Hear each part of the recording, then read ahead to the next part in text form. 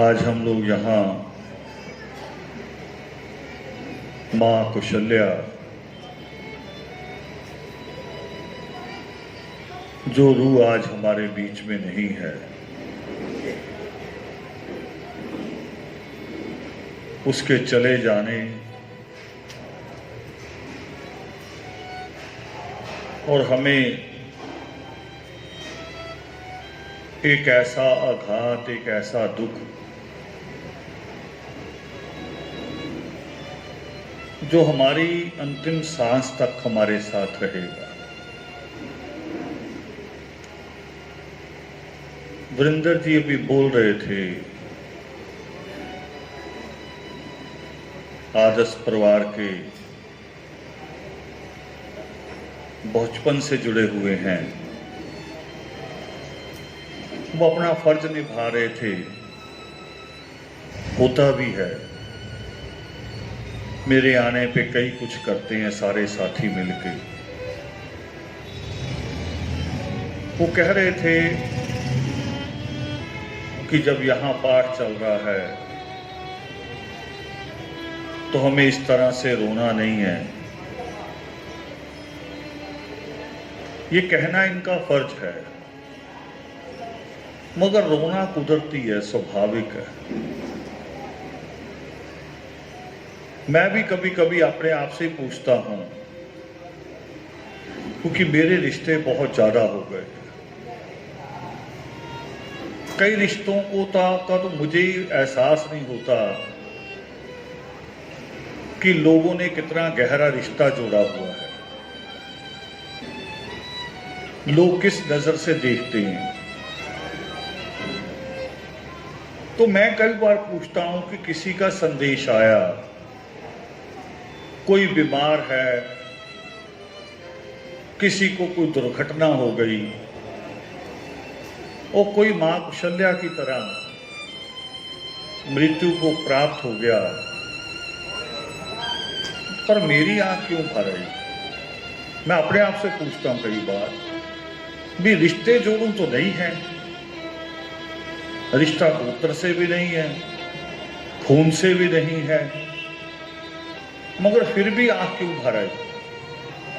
क्यों कुछ देर के लिए मैं बैठ गया, सांस थम गई, फिर लंबी सांस छोड़ के पूछता हूं अपने आप से कि मुझे क्यों हुआ? ये होता है कि जिन रिश्तों ने हमारे साथ निभाया होता है,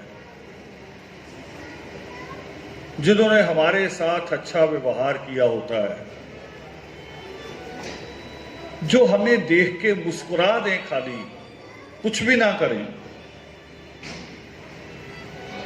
पंजाबी में जिसे कहते हैं खिड़े मत्थे, वो मुस्कुरा के जो मिल लेता है उससे भी एक रिश्ता बन जाता है। और वो रिश्ता जब दुख की खबर सुनता है तो आंख अपने आप ही भर आती है, उसको हम रोक नहीं पाते। मुझे संगीत के बच्चे बात कर रहे थे मेरे साथ, और संगीत के भी बड़े बच्चे जिन्होंने पीएचडी कर ली, जिनमें से कई टीचर हैं। वो कह रहे जो भी कला है, चाहे लिखने की है, गाने की है, बजाने की है, चित्रकारी की है, मूर्ति बनाने की है, इसमें प्रथम क्या है? पहली शिक्षा, पहली विद्या कौन सी इनमें से? मेरे लिए भी सवाल नया था, और मैंने उनको कहा भी, मैं आपकी किताबों में से तो नहीं कुछ जानता, क्योंकि मैं ना संगीत का विद्यार्थी हूं, ना संगीत की एबीसी मुझे कभी आई है। हां, सुनता जरूर हूं, अदब से सुनता हूं, पूरे ध्यान से सुनता हूं, और जो मैंने इसमें से सीखा, समझा मैंने, तो संगीत ही प्रथम है।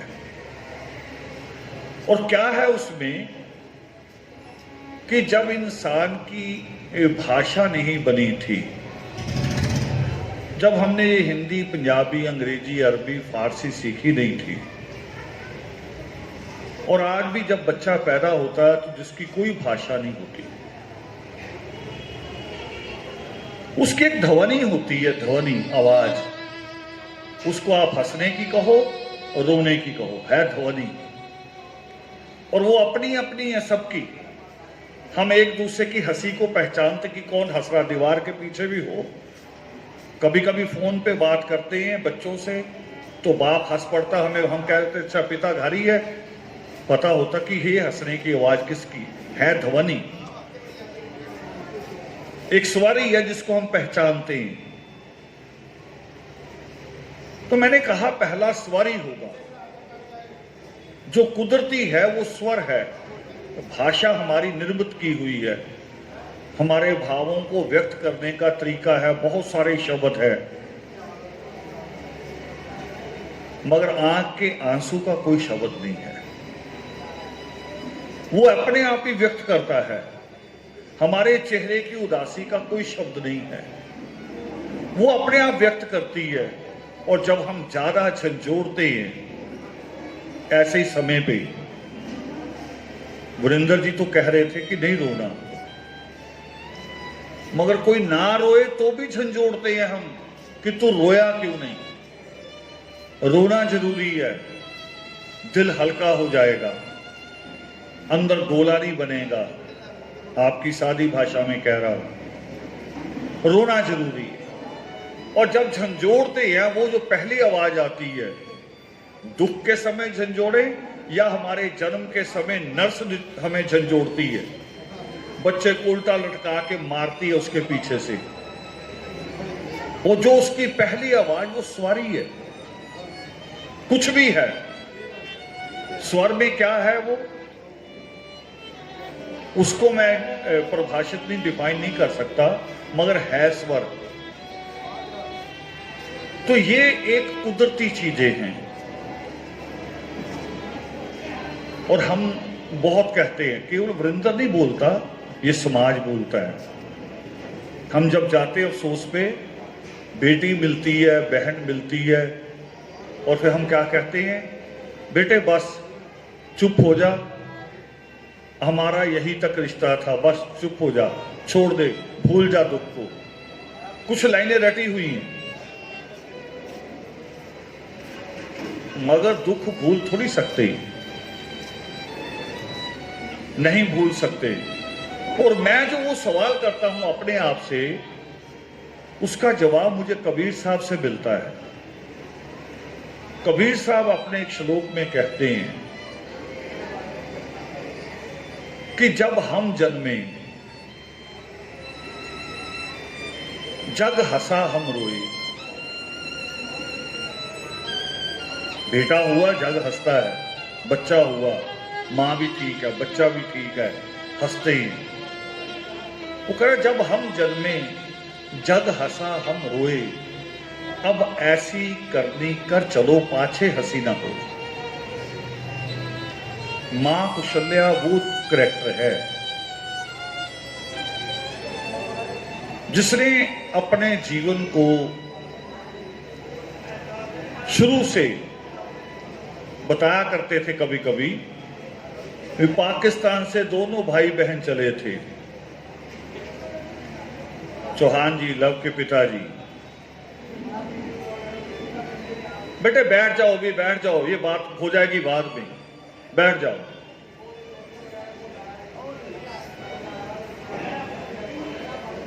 दोनों भाई बहन जब पाकिस्तान बना, रिश्तों से बिछड़े और दोनों यहां उतरे। एक वो जीवन कि सारे रिश्ते उधर रह गए, दोनों भाई बहन दोबारा अपने आप को सरवाइव कर रहे हैं, अपने आप को जी रहे हैं, संभाल रहे हैं। और एक और कि छोटे छोटे बच्चों के होते हुए पति को खो देना, और फिर बच्चों को अपने नियमों में, अपनी मर्यादा में पालना, ये बहुत बड़ी बात है। और खास तौर पे हमारे यहां जिनकी बहनें ज्यादा हों और भाई एक दो हों, उन घरों पे नजर दौड़ाइए आप। बहनें ज्यादा हों, भाई एक दो हों, तो भाई लफंगे मिलेंगे। उनको जिद्दी बना लेते हैं ज्यादा लाड कर करके कि एक है दो है, उनको जिद्दी बना लेते हैं। और ऊपर से बाप का साया ना हो तो बच्चे बिल्कुल कंट्रोल में नहीं रहते। मगर मां कौशल्या ने जिस तरह से परिवार को समेटा, संवारा, खड़ा किया, उनकी बेटियां भी और उनके बेटे भी। बेटियां तो मिसाल रहती हैं हमारे यहां, उन पे तो बहुत कम उंगली उठती है, मगर बेटों का बड़ा मुश्किल होता है। उस सरकार ने नारा बनाया कि बेटी पढ़ाओ बेटी बचाओ। मैंने उस पर सोचा, मैंने कहा ये हमारे यहां उल्टा है। हमें यह कहना चाहिए कि बेटा पढ़ाओ बेटा बचाओ, क्योंकि हमें अपनी बेटी को बचाने की ज्यादा कोशिश नहीं करनी पड़ती, वो हमारी मर्यादा नहीं तोड़ती। मगर लड़कों से बड़ी चिंता होती है, उनके पढ़ाने की भी चिंता होती है। अपने अड़ोस पड़ोस पर नजर मारो, उन बेटियों को याद करो जो हमारे पड़ोस में पल रही हैं। हमारे पड़ोस में बेटियां कोई कॉलेज जा रही है, कोई मेडिकल कॉलेज जा रही है, कोई एमए कर रही है, कोई यूनिवर्सिटी जा रही है। और लड़कों का पूछो कहां जा रहे हैं। मैं अभी हाल बाजार होके आ रहा हूं। मैं थोड़ा सा कौन सी वो मार्केट है स्टेशन के सामने, मैं वहां होके आ रहा हूं। बेटी आके बताती है कि मां नई सब्जेक्ट की किताबें आई हैं, नए ऑथर आए हैं, वो लेनी है। लड़का आके बताता है कि नई बाइक आई है, वो लेनी है। इतना फर्क है हमारे यहाँ। नजर दौड़ाओ अपने आसपास, हमारे सब घरों में मिलेगा, मगर मां कौशल्या के घर में नहीं मिलेगा। उनके दोनों बेटे, अब जिम्मेवारी इन बच्चों पे आ गई आज। मगर उन्होंने कभी मां से पूछे बिना, शादियां भी हो गई, इनके बच्चे भी हैं आगे, मगर मां को पूछे बिना कभी कदम नहीं उठाया। और ये रोब नहीं होता, कोई डंडा नहीं होता। ये मैं पढ़ रहा था यूरोप का, अभी कुछ दिन साल पहले यूरोप में कानून बना, अभी कुछ साल पहले, 2-4 साल पहले की बात बता रहा हूं। कानून बना कि अगर बच्चे के मां बाप बच्चे को प्यार नहीं करते तो बच्चा पुलिस स्टेशन में शिकायत कर सकता, कोर्ट जा सकता है। कानून मैं पढ़ के बड़ा हैरान हुआ कि मैं सोचता था कि यूरोप तो बड़े पढ़े लिखे लोगों का लोग है, ऐसा देश है, पर मुझे लगा कि बड़े मूर्ख है कि प्यार कानूनी लिया जा सकता है। प्यार तो प्यार से बढ़ता है, उसके लिए किसी कानून की, किसी डंडे की जरूरत नहीं है। प्यार प्यार से बढ़ता है, और प्यार ही नहीं है तो फिर कैसे हो सकता है। और ये मैं इसलिए नहीं कह रहा ये कहानी मां कौशल्या की कि क्रिया में पलाए हैं तो तारीफ करना जरूरी होता है, इसलिए नहीं कहता। मैं कभी भी नहीं कहता, किसी की बात भी नहीं कहता ऐसे। मैंने अपने जीवन का एक बड़ा हिस्सा उनके घर में गुजारा। मैं अमृतसर आता था तो उनके घर ही रुकता था। वो मैंने सारा कुछ देखा उनको करते हुए, बच्चों के साथ। बच्चों की सरकारी सर्विसेज नहीं हुई जब, तब भी उनको करते देखा। यानी पैसा भी कम रहा चाहे हाथ में, तब भी भटकाव नहीं था। तो यही बातें होती हैं जो हमें याद करवाती हैं, जो आंख में आंसू उतार देती हैं। और एक उनका और अद्भुत रूप था। हम जब वाल्मीकि तीर्थ की लड़ाई लड़ रहे थे, यहां बहुत सारे पुराने साथी भी बैठे हैं, याद होगा। और भी यहां कई माएँ ऐसी बैठी हैं जो उस वक्त उनके साथ खड़ी थी। जब वाल्मीकि तीर्थ की लड़ाई लड़ रहे थे तो उन्हीं दिनों एक एसडीएम यहां आए, जेपी सिंह। हमने उनको एक हमने सीएम को दिया एक मेमोरेंडम कि वाल्मीकि तीर्थ पे जो नाजायज निर्माण है वो गिराए जाए। और कौन कौन से हैं, मोटा सा समझ लो आप समझने के लिए। एक तो अभी सरोवर के अंदर है भवन जो अभी बना है, एक सरोवर के साथ टच है, इसको छोड़ के बाकी सब नाजायज है, सारे का सारा नाजायज है। परिक्रमा में बने हुए मंदिर सारे नाजायज हैं, सामने बने हुए घर नाजायज हैं। जो अभी जाते ही आपको लेफ्ट हैंड जो घर मिलेंगे, ये 86 में नहीं थे, हमने वहां रैली की थी उसी खाली जगह में, 86 तक नहीं थे। हमने सीएम को मेमोरेंडम दिया, सीएम ने एसडीएम को पकड़ाया, एसडीएम जेपी सिंह आर्मी से रिटायर्ड थे, सुबह ही कार्रवाई कर दी, कई मकान गिरा दिए।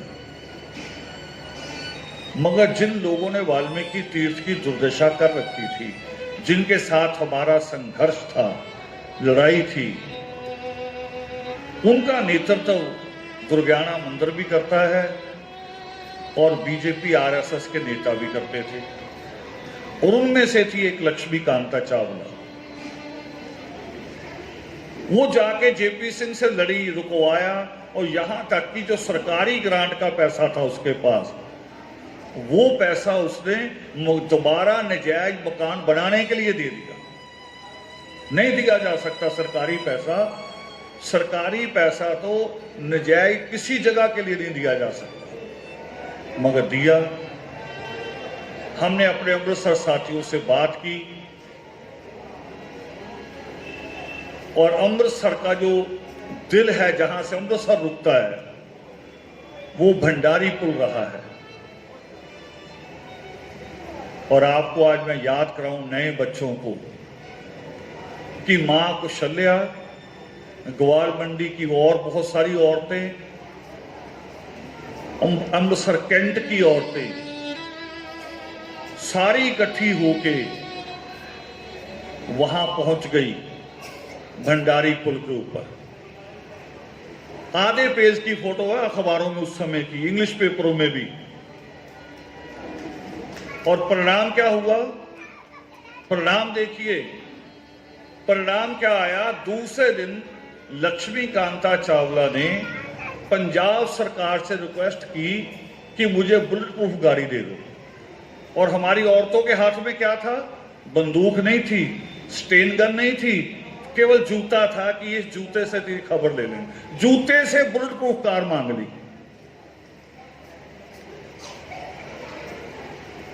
ये था मां कौशल्या का योगदान। और फिर आंख ना भर आए, ये हो नहीं सकता।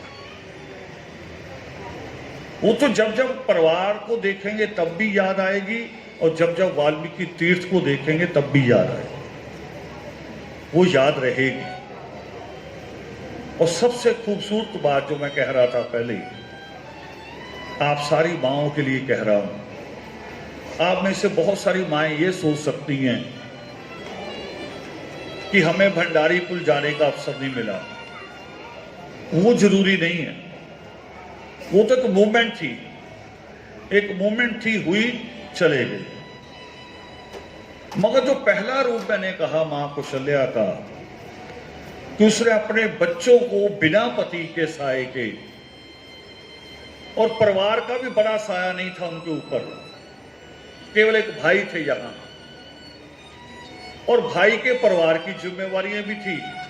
भाई की भी पत्नी नहीं रही, उसके परिवार की जिम्मेवारियां भी थी।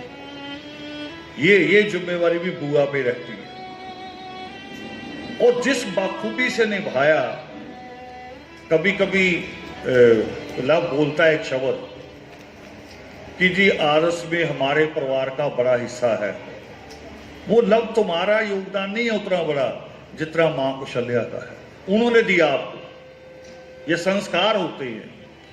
मुझे जिससे जब अक्षय और लक्ष्य बात करते हैं तो मैं उनसे हर बार कहता हूं कि तुम नहीं बोल रहे, तुम्हारी मां बोल रही। मां देती है संस्कार, और वही बात बच्चे मोह लेते हैं हमें, उनके संस्कार मोह लेते हैं, उनके काम मोह लेते हैं हमें। उनकी बात सुनने को मन करता है नहीं, कई बार फोन आते मैं कहता हूं बंद कर दो, ज्यादा लंबी बात नहीं करेंगे, छोटी सी बात करो। मगर जब ऐसा कोई बच्चा बात करता है मेरे साथ, तो मैं उसके साथ तो पूरी बात करता हूं, उसकी पूरी बात सुनना चाहता हूं। तो दुख जो है, हम योग शिष्ट का पाठ सुने या नित्यनेम का पाठ करें, वो पाठ थोड़ी सी हिम्मत तो दे सकता है हमें जीने की, जीने का मार्ग दे सकता है। मगर जो दुख है उसको कोई दुनिया का शास्त्र मिटा नहीं सकता, कोई शास्त्र नहीं मिटा सकता। शास्त्र ही नहीं, शास्त्र लिखने वाला स्वयं सिद्ध सृष्टिकर्ता वाल्मीकि दयावान, वो खुद दुखी होते हैं जब क्रौंच की हत्या होती है। जब क्रौंच को मारा विष्णु ने, तब परमात्मा उसके दुख में दुखी होके, करुणामयी होके वहां प्रकट होते हैं। और ये जो दुख सुख हम महसूस करते हैं, ये कुछ सीखते थोड़ी है, कोई मां कोई दादी सिखाती थोड़ी है कि इस बात पे हंसना है, इस बात पे दुखी होना है। ये तो प्रकृति ने हमें शुरू से दिया है।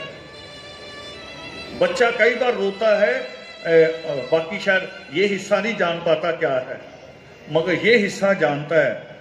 बच्चे के रोना भी अलग अलग होता है, कब वो गीले कपड़े के कारण रो रहा है, कब वो भूख लगने पे रो रहा, ये मां बखूबी जानती है कि अब किस लिए रो रहा है। हम उतनी भाषा भी नहीं जानते। तो ये जो दिन है, जिस दिन को हम कहते हैं शांति पाठ रखा है, अंतिम अरदास रखी है, क्रिया कहते हैं, रस्म क्रिया कहते हैं, पगड़ी रस्म कहते हैं, बहुत सारे नाम रखे हुए हैं अपनी अपनी तरह। है क्या, है क्या ये असल में? ये है जो नित्यनेम का एक श्लोक है। नित्यनेम में एक श्लोक आता है कि मधु का अर्थ सुरा है, सुरा नाम की दो, नाम नशा निश दिन रहे, काज जगत भी हो। कि जो जगत के काम है, जो दुनियादारी है, जो परिवार ने जीना, हमने जीना है, वो तो बराबर चलता रहेगा।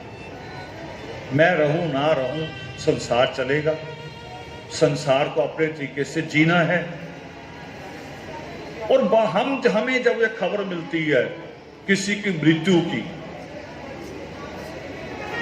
पहले दिन मिली तो हम पहले दिन चले गए, दूर है तो दूसरे दिन आ गए, खबर तीसरे दिन मिली तो तीसरे दिन चले गए। हम जाना शुरू करते हैं बार बार। और परिवार को क्या करना पड़ता है? परिवार दरी बिछा के फिर बैठा रहता है, भी कोई भी आ सकता है अफसोस के लिए, कोई भी आ सकता है। तब शायद बुजुर्गों ने ये रस्म बनाई होगी कि ये दरी उठवानी जरूरी है। परिवार को काम भी देख रहे हैं, परिवार ने अपने बच्चों ने स्कूल भी जाना है। मैंने तो अपने जीवन में वो भी किया। इसी समय शायद दोपहर को 2-3 बजे मेरे चंद्र के साथी बैठे, इनको याद होगा। इसी समय मैं एक घर में खबर लेने गया एक पिता की, जिसको दिल्ली से जवाब मिल गया, गले में कैंसर था। दिल्ली से जवाब मिल गया कि अब गिनती के दिन हैं। मगर परिवार के मेंबर थोड़ी मानते हैं कि गिनती के दिन है। वो तो बेटे ले जाओ, वापस ले जाओ, वापस ले जाओ पानी, तो मैं कह रहा हूं पानी वापस ले जाओ। वो लगे रहे, किसी डॉक्टर को बुला रहे, किसी को बुला रहे। मैं भी खबर लेने गया। वो देखने में मुझे लगा इस आदमी को कह रहे हैं कि कुछ दिन बचे हैं, बाकी पूरा शरीर ठीक, अच्छी सेहत, कद भी हमसे लंबा होगा। मगर रात को 11:30 पौने 12 मुझे मैसेज आया कि जी डेथ हो गई। दोपहर को मेरा यकीन कह रहा कि कुछ नहीं हुआ, पर डॉक्टरों ने कहा था गले में कैंसर है, जगह ही नहीं बची, मृत्यु हो गई। उस वक्त तो कुछ समझ में नहीं आया, जो लफ्ज बोले जाते वही लफ्ज हमारे से भी हुए होंगे। मगर कुछ देर बाद मुझे याद आया कि बच्चों का तो पेपर है, कल पेपर मार्च महीना था।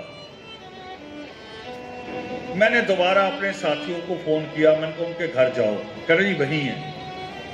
मैंने कहा उस पत्नी से जिसने अभी अभी अपना पति खोया है, उसको पानी पिलाओ, हौसला दो, मेरी फोन पे बात कराओ। वो करे आपकी बात होगी। मैं कहा दोबारा कराओ। इन्होंने हिम्मत की, उसको फोन पकड़ाया, बात कराई। और मैंने भी बड़े, ये मुश्किल समय था, मैंने कहा बेटे तुम्हारे पति को नहीं कोई ला सकता वापस, दुनिया की कोई ताकत नहीं ला सकती, मगर तुम्हारे बच्चों का, शायद एक का अपनी हाई स्कूल बोर्ड का पेपर था, तीनों बच्चों का पेपर, और ये पेपर अगर रुक गया तो इनका साल नहीं, हो सकता जीवन ही चला जाए। कई बार बच्चे फेल हो जाए तो पढ़ते ही नहीं है। एक बार पेपर छूट गया तो छूट गया। वो कह रही थी रिश्तेदार, मैंने कहा रिश्तेदारों ने कुछ नहीं करना, वो तो तुम जैसे ही संस्कार करोगी आग लगेगी। रिश्तेदार तो अपने अपने घर, हाँ जुबान चलती रहेगी उनकी, वो नहीं रोकी जा सकती। तुम कितना अच्छा भी कर लो तो भी चलेगी, ना करो तो भी चलेगी, उसको नहीं रोक सकते। मगर मेरा मानना है कि तुम बच्चों को सुबह पेपर देने भेजो। और यही बैठे मेरे पास ही, इन्हीं को कहा, मैंने कहा बच्चों को खुद ले जाना, सुबह 6:30 बजे आ जाना इनके घर, बच्चों को सुबह ही निकाल दो, रिश्तेदारों को इकट्ठे होने से पहले ही। पेपर दिला दिया। और उनमें से आज एक बेटी वकील है जंद्र के कोर्ट में, एक एंकर है बड़े चैनल में, और एक उनका लड़का, वो भी शायद मास्टर डिग्री कर रहा है। अगर उस दिन ब्रेक लग जाती तो शायद जीवन ही रुक जाता। तो ये अंतिम अरदास इसलिए नहीं है कि अरदास अंतिम है, अरदास तो हम करते ही रहेंगे, दुआएं तो करते ही रहेंगे, और ना उस आत्मा के लिए, उस रूह के लिए है जो हमारे बीच में नहीं रही, वो तो परमात्मा के चरणों में पहुंच गई होगी। आप इस रूप में से रो रहे हैं कि आपकी मां चले गई, मगर यह भी हो सकता है, दूसरे रूप में भी याद कर सकते हैं कि आज वो मां किसी और मां की गोद में 7-8 दिन की बेटी के रूप में खेल रही हो। हम इस तरह से भी याद कर सकते हैं। लिखा परमात्मा लिखते हैं, मैं अपनी तरफ से नहीं, ईश्वर ने लिखा योग शिष्ट में, उन्होंने कहा कि आपका पुरुषार्थ अगर ज्यादा हो जाए तो बाकी पुरुषार्थ का फल आपको दूसरे जन्म में मिलता है। इसका मतलब पुनर्जन्म है। जब वो कहते कि मां निषाद प्रतिष्ठाम तवम गमा शाश्वती समा यत करोच मिथुना दी काम वदी काम उत्तम, तो उसका अर्थ है कि विष्णु तुम्हें अगले जन्म में ये दुख भोगना होगा। इसका मतलब अगर यह जन्म है, उसी आधार पे कह रहा हूं कि हम याद कर रहे हैं, रो रहे हैं, रोना चाहिए भी। जिसने हमें 30-40 साल पाला हो, दुख सहे हों, तो उसके बिछड़ने पे, जाने पे आंख ना भर आए, ये हो ही नहीं सकता। और ना भरे आंख तो इसका मतलब हमारा रिश्ता सही नहीं, हमारा रिश्ता सही नहीं है। मैं कई रिश्तों में तो अजीबोगरीब अपना सच बता रहा हूं, अपना जो बात कोई कहता नहीं ऐसी। मैंने एक रिश्ता खोया, तो जब मुझे सूचना मिली सुबह, तो जानते मेरे पहले पल क्या ख्याल आया? बुरा ख्याल। मैंने उस रिश्ते की बुराइयां याद करनी शुरू की, कि उसकी गलतियां खोजूं, कि कभी मेरे साथ बुरा किया हो, कभी मुझे आंख दिखाई हो। क्यों? ताकि मेरा दुख कम हो जाए। मैं गलती याद करूं, मेरा दुख कम हो जाए, मगर गलती मिली नहीं, दुख बढ़ता चला गया। दुख से मुक्त नहीं हो सकते हम। दुख रहता है, वो दुख रहना चाहिए, मगर हिम्मत भी रहनी चाहिए कि उस मां के सपने पहले अपने बच्चों के लिए थी, अब बच्चों के बच्चों के लिए भी सपने होंगे। मैं जब भी अमृतसर आता था पहले बच्चों को मिलाया करती थी लाके, बहुएं आ गई बहुओं को मिलाया करती थी, अब पोते पोतियों को लेके आती थी सबको, और डांट के कहती थी इसको भी पूछो, इसको भी कुछ पूछो, इसको भी कुछ पूछो। एक अलग रिश्ता था। तो ये अरदास हमारे लिए होती है जो हम यहां हैं, जो हम दुख में पस्त है, हौसला गिरा हुआ जिनका, ये अरदास उनके लिए है। हिम्मत उनको चाहिए जिनके हौसले गिर जाते हैं, जो दुख में हैं। तो हम उस मां के बहाने ईश्वर को भी याद करते हैं, ईश्वर की कही बातें भी याद करते हैं, और मैंने जो मिसाल दी उस मिसाल पे भी परमात्मा का एक कहा और बात है। मैंने जो मिसाल दी कि हम इस रूप में भी याद कर सकते हैं कि वो मां आज किसी दूसरी मां के पास 7-8 दिन की बच्ची के रूप में हो सकती है। इसको लेके भी सृष्टिकर्ता वाल्मीकि दयावान ने लिखा है, वो जो उन्होंने श्राद्धों पे लिखा है कि श्राद्ध करने से अगर परलोक गए आदमी को खाना मिल सकता है, तो यात्रा पर जाने वाले का भी श्राद्ध कर दिया करो। वो इसी तर्क पे आधार पे लिखा है कि श्राद्ध का खाना जाता ही नहीं है और उसकी चिंता तुम्हें करने की जरूरत नहीं है। जब वो हमारी चिंता करता है सारी यहां जो हम उससे दूर हैं, उसके चरणों से दूर हैं, वो हमारी चिंता करता है, तो जो उसके चरणों में पहुंच गया वो उसकी चिंता ना करता होगा, वो उसकी चिंता भी वही करेगा। हमारे सिर्फ वहम होते हैं, हमारे कोशिशें होती हैं, शायद मैं ही शायद कुछ करूं, मैं ही करूं, हर बार मैं सोचता हूं, मैं अपने आप को हमारी मैं समझाती है। वो तो हम ईश्वर के सामने भी करते हैं। कभी कभी थाली लेके खड़े हो जाते हैं प्रसाद की, और प्रसाद काट के ईश्वर के मुंह को लगाते हैं कि मैं दे रहा हूं, और अगला वादा भी करते हैं कि आज ये काम के लिए आया हूं, ये कर देगा तो और दूंगा। वो भी हमारी मैं है, जबकि सारा कुछ उसने किया हमारे लिए। और हमने जो पढ़ा, जो मैं कह रहा हूं बार बार कि योग शिष्ट में ये लिखा, वो इतना प्रमाणिक भी है मेरे अपने अनुभव से, कि मैं अपने साथियों से, अभी मैंने आते ही वाल्मीकि तीर्थ की बात शुरू की थी, मां कौशल्या को याद करके। मां कौशल्या, उनके साथ आप में से बहुत सारी माएँ बैठी होंगी जो भंडारी पुल के उनके ऊपर साथ गई थी। मैंने जब वो बात की तो उसके साथ एक बात और जुड़ी है। आप में से सबको याद होगा, जिनसे भी मैंने वाल्मीकि तीर्थ की बात कभी की, मैं कहा करता था कि लंबा संघर्ष है, जरूरी नहीं हमारे जीवन में पूरा हो जाए, ये कहा करता था। मगर ईश्वर ने जब लिखा कि कोई ऐसा पुरुषार्थ नहीं है जिसका फल ना मिले, आपका पुरुषार्थ इतना बड़ा हो गया कि आपके जीवन में ही वाल्मीकि तीर्थ बन गया। वो फल ईश्वर ने हमें इसी जीवन में दे दिया। तो पुरुषार्थ जरूरी है, और मां कौशल्या ने अपने बच्चों को पुरुषार्थ करना सिखाया। जब उन्होंने अपनी छोटी बेटी का रिश्ता किया पट्टी, तो जिसको लड़के को ढूंढा वो सरकारी नौकरी में नहीं था, और जब हमने बैठे बैठे सरसरी बात की, वो कह रही जी आपने कहा तो है पुरुषार्थ से सारा कुछ होगा, वो पुरुषार्थ करेगा तो उसके जीवन में भी खुशियां आ जाएंगी। नहीं तो करी, मैं सरकारी नौकरी वालों को भी जानती हूं, अगर वो पुरुषार्थ नहीं करते, अगर पैसे का सही इस्तेमाल नहीं करते तो कुछ भी नहीं कर पाते। और कई बार मूंगफली की रेडी वाला बहुत कुछ कर लेता है। तो उनका वो यकीन था, अखंड विश्वास था। उसी अखंड विश्वास को भी हम याद रखेंगे। और योगी माँ पर्व पे सुबह नमन करने जब हम जाते हैं, तो वो माँ यहीं चौक पे वाल्मीकि मंदिर के बाहर प्रसाद लेके सुबह 6 बजे खड़ी हो जाती थी।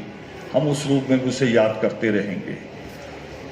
तो आप सब आज इस परिवार के दुख में शामिल हुए, हौसला हिम्मत बढ़ाने के लिए कि वो माँ, वो एक रूह नहीं रही तो हम सारे हैं। हालांकि हम सारे वो नहीं कर सकते, मगर फर्ज बनता है इंसान होने के नाते खड़े होने का। तो सारे शामिल हुए, इस परिवार के लिए दुआएं करेंगे कि परिवार उस दुख को और परिवार, समूह परिवार कह रहा हूँ, वही लव के रूप में। परिवार केवल अमन और अश्विनी का नहीं, पूरा परिवार, जिसमें वरिंदर भी शामिल है, लव भी शामिल है और बेटियां भी शामिल हैं, क्योंकि वो उस माँ ने सारे परिवार को जोड़ के देखा हमेशा। इस सारे परिवार को और आदर्श परिवार को भी वो माँ के रूप में आज हम ईश्वर के चरणों में दुआ करेंगे कि हम सबको ईश्वर हिम्मत दे, हौसला दे, हम उसके सपनों को भी और अपने अधूरे कामों को भी हम पूरा कर सकें। इन्हीं शब्दों के साथ, इसी प्रार्थना के साथ आप सबके बीच में विराजमान आदि अनादि परमात्मा को सादर नमन। जय वंदे।